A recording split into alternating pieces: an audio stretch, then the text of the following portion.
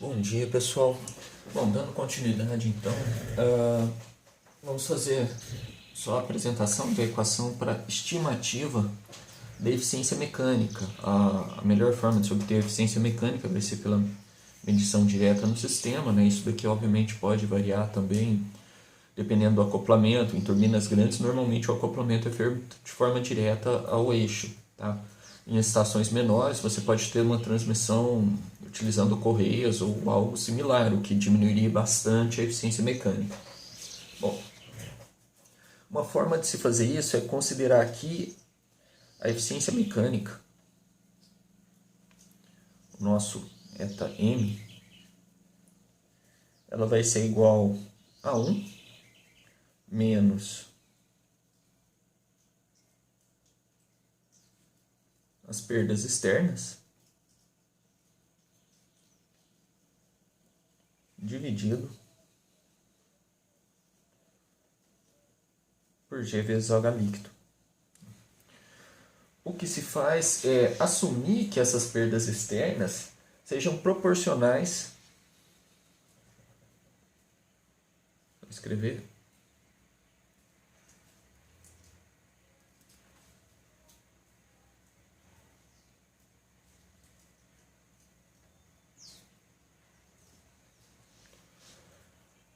Elas vão ser proporcionais à velocidade da pá ao quadrado. Então, para colocar essa proporcionalidade aqui, nós podemos colocar um número adimensional que vamos chamar aqui de km. Reescrevendo isso, nós podemos considerar então que eta m ele vai ser igual a 1 menos 2 vezes o km, a nossa constante de proporcionalidade, que multiplica o sobre V1 ao quadrado, dividido pela eficiência do rotor.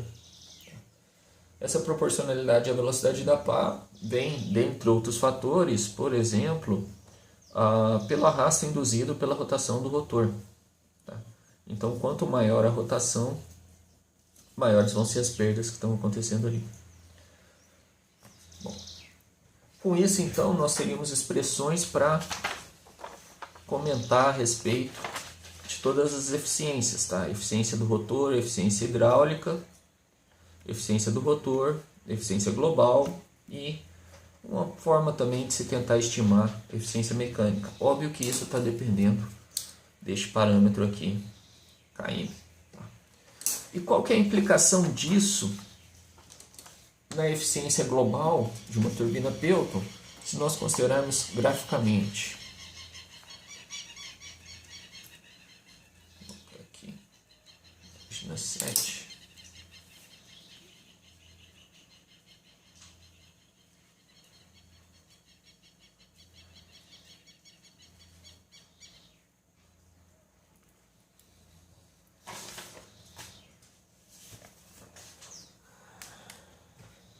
Nós vamos chegar em algo similar a isso daqui. Então, em um eixo, temos a razão de velocidade, velocidade da pá pela velocidade absoluta do fluido na entrada, ou seja, velocidade do jato. No outro eixo, o valor de eficiência global, não mais a eficiência do rotor aqui, estamos analisando.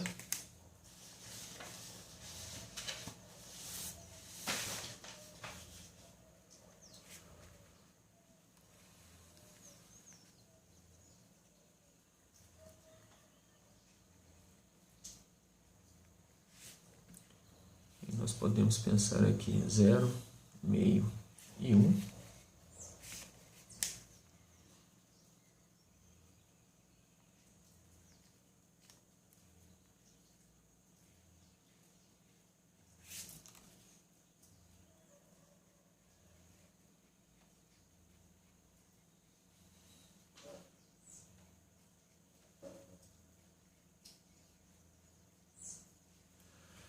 E esse seria o nosso gráfico teórico.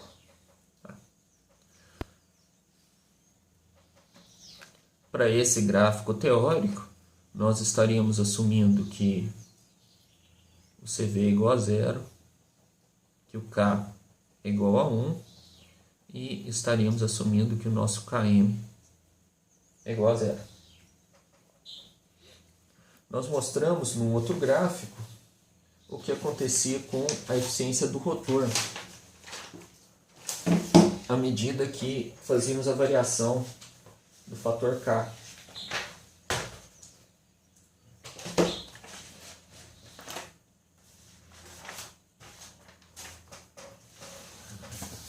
Só tentando encontrar rapidinho na onde está.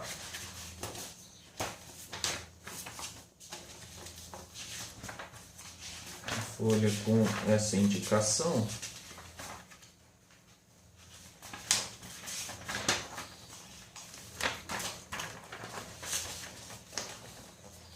Seria esse gráfico aqui que nós apresentamos anteriormente. Então, o mesmo sistema de eixos, ou sobre 1, só que aqui a eficiência do rotor.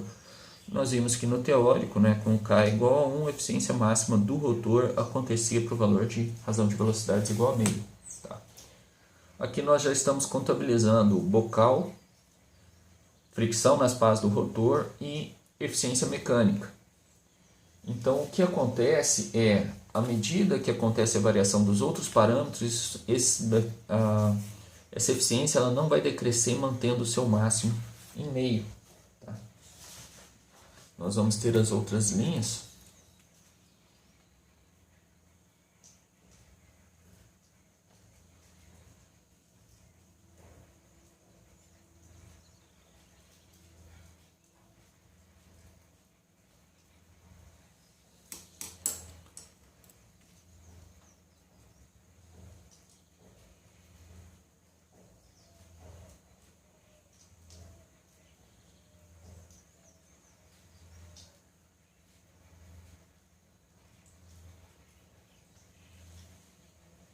Seguindo alguma coisa próxima disso, influenciando aqui principalmente pelo valor de km.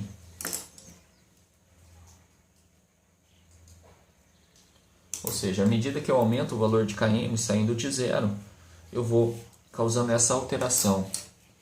E isso segue uma tendência.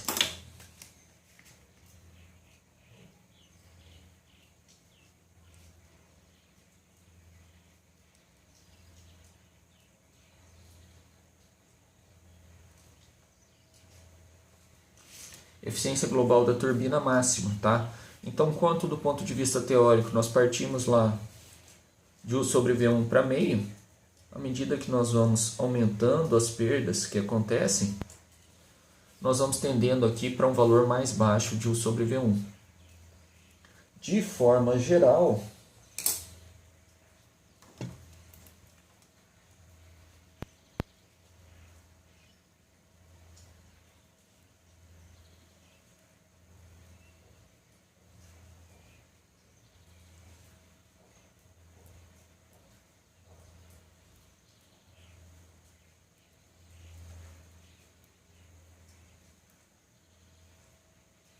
é razoável supor U sobre V1 ótimo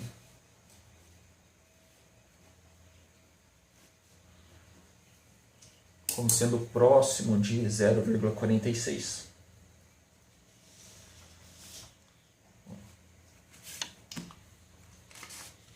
Então aqui nós encerramos a questão de eficiência e podemos passar para um outro tema, que é referente ao controle. Bom, para falar sobre controle de uma turbina Pelton, vamos imaginar a seguinte situação. Tá? Essa turbina está diretamente acoplada a um eixo. Esse eixo, por sua vez, passa em um gerador e movimenta o gerador. E isso vai estar ligado na rede. Então, se nós formos pensar, no Brasil temos uma rede com 60 Hz. Então, a geração de frequência deve acontecer muito próxima dos 60 Hz. Não é interessante que você tenha uma oscilação de frequência muito grande. A linha de transmissão ela não pode estar trabalhando com essa frequência diferente.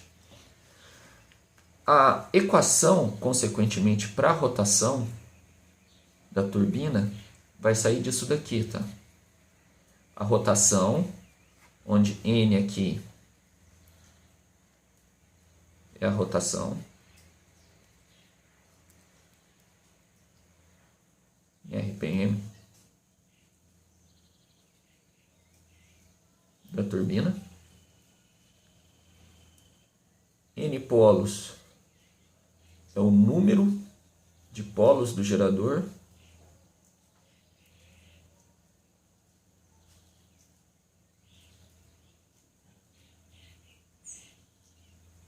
Normalmente esse número está entre 2 e 48, tá? 2, 4, 6, 12, assim por diante, até 48, mas não existe um motivo teórico pelo qual não pode ter mais do que 48 polos.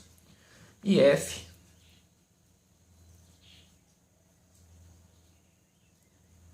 é a frequência da rede. Então, no caso do Brasil, teríamos F igual a 60 Hz. Bom, qual o problema que surge disso? Isso daqui está nos dizendo, então, que se a frequência é mantida constante, o número de polos do gerador não se altera, tá? O gerador está construído, está lá com um determinado número de polos fixo, consequentemente, a turbina deve operar com uma rotação constante. Então você não pode permitir uma alteração na rotação da turbina. A rotação deve ser sempre mantida constante. Agora imagine que por algum motivo a demanda de energia caia ou a demanda de energia aumente. Tá? Então você tem a usina que está trabalhando com um determinado fornecimento de energia e isso deve variar, deve aumentar ou diminuir. Bom, se nós formos pensar em termos de potência, a equação básica das equações de Euler para turbomáquinas que vai nos dar potência é essa daqui. A potência é igual a ρ vezes Q, o 1 VT1 menos o 2 VT2. Então, em princípio, a massa específica do fluido não vai variar. Estamos trabalhando com água de forma geral, tá? Então a massa específica vai ser uma constante. A velocidade tangencial da pá não pode variar, porque é um movimento de corpo rígido. U é igual a ômega-r. O raio do rotor não varia, consequentemente, a rotação não pode variar, a velocidade tangencial da pá vai permanecer uma constante. Então fica uma função da velocidade tangencial do fluido e fica uma função da vazão volumétrica. A velocidade tangencial do fluido, no caso de turbinas Pelton, tá? Vamos primeiro focar nesse exemplo, é a própria velocidade do jato na entrada. E é interessante que a velocidade tangencial do fluido seja minimizada na saída, lembrando que o U aqui é o mesmo. Mas na entrada, ela é a própria velocidade do jato. Então, nós poderíamos pensar em promover uma alteração da velocidade do jato. Bom, interessante. Só que o que acontece se nós promovermos uma alteração da velocidade do jato? Pela nossa análise preliminar, existe uma razão U sobre V1 ótima. Se eu saio dessa razão ótima, eu estou trabalhando para diminuir a eficiência da turbina. Aqui pensando na eficiência global, né? Aqui pensando na eficiência do rotor. Para qualquer ponto que eu vá, seja para um U sobre V1 maior ou um U sobre V1 menor, pensando que eu estaria promovendo essa alteração no V1 aqui, que é o próprio velocidade tangencial, eu estaria trabalhando para diminuir a eficiência da turbina. Então, o nosso parâmetro VT também é fixo para estar trabalhando sempre com a máxima eficiência possível. Veja que você pode ter uma demanda menor de energia em um dado momento, mas isso não quer dizer que você vai trabalhar com a turbina com uma eficiência mais baixa ou que você deseje trabalhar com uma eficiência mais baixa para a turbina. Não, o seu desejo é sempre manter a eficiência o mais alta possível. Você só vai promover uma menor geração de energia, sem tentar, ou melhor, tentando não alterar essa eficiência. Tá?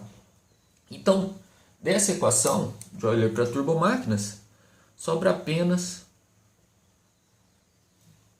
um único ponto que nós podemos trabalhar para promover a adequação em relação a essa variação de demanda. Tá? Aumentar a potência ou diminuir a potência, que é a vazão. Então, a velocidade U deve ser mantida constante, a velocidade tangencial também vai ser mantida constante. que é o próprio V1, tá? A massa específica não tem como nós alterarmos, resta somente a vazão para ser alterada. Tá, e como que nós podemos promover a alteração da vazão? Se nós pensarmos no escoamento de um fluido incompressível, nós podemos colocar da equação da continuidade,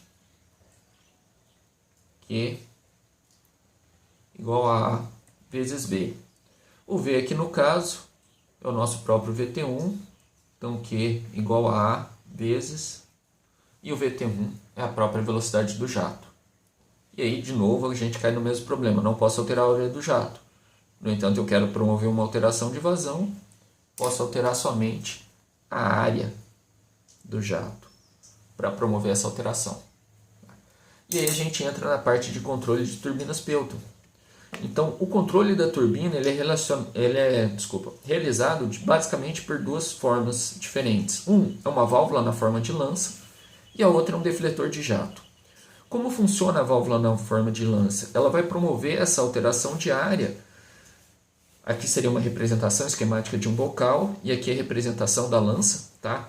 Você fazendo a movimentação dessa lança para frente, você promove a redução dessa área e, consequentemente, você diminui a vazão, fazendo com que a velocidade do jato permaneça uma constante. Tá? Você quer aumentar a vazão, você promove a movimentação dessa lança para trás. Você aumenta a área do jato, mantendo a velocidade uma constante, aumenta a vazão, aumenta a potência gerada. A questão é que esse controle ele deve ser feito de uma forma muito lenta. Lembra que, de forma geral, nós estamos trabalhando com vazões muito altas. Tá? Então você tem uma massa de fluido muito grande passando por um determinado tempo. Se você promove um fechamento rápido, toda a energia cinética desse fluido, todo o movimento dessa massa de fluido tem que ser interrompido de forma rápida. E aí você vai chegar num problema de martelo hidráulico gigantesco. Tá? É como se você tivesse a massa de uma locomotiva sendo levada ao repouso de uma forma muito rápida. É muita energia para ser dissipada. Isso gera uma onda de pressão muito alta. Embora você tenha os tanques de compensação para trabalhar com a atenuação dessa onda de pressão, isso não é interessante. Então o fechamento e abertura dessa válvula de lança ela é promovida de forma lenta. Caso seja necessário, por qualquer motivo que seja, uma alteração mais rápida, mais brusca na variação da carga na turbina, existe outro mecanismo que seria o defletor de jato. Então, enquanto a lança ela é posicionada dentro do bocal, e por isso que ela tem que ter uma forma especial, muito aerodinâmica, para promover a menor perda de carga possível aqui dentro. Tá? Lembrando, a perda de carga seria energia sendo jogada fora. E além disso, fazer com que o fluxo se adeque muito bem ao formato da lança, evitando que ele disperse. A ideia é que esse jato seja concentrado para incidir em uma determinada região da pá. Tá? Então não é interessante que ele se disperse muito. Esse controle é lento. Aqui você tem um outro mecanismo, que é um defletor de jato. Ele vai ficar posicionado aqui e caso seja necessário uma variação rápida na alteração da carga ou da potência gerada, você aciona o defletor simplesmente vai fisicamente aqui, ó, entrar na frente do jato e passar a defletir ele. De tal forma que você continua tendo uma vazão alta enquanto o mecanismo da lança é fechado, por exemplo. No entanto, esse jato não incide mais sobre a pá. A sua turbina estaria girando aqui, a pá posicionada aqui. A partir do momento que ele defletiu, ele não pega mais na pá e não está trabalhando para geração de potência. Além disso, também pode ser utilizado um outro mecanismo, que é um freio hidráulico, que é a utilização de um jato incidindo na parte oposta da pá, na parte contrária da pá. Tá?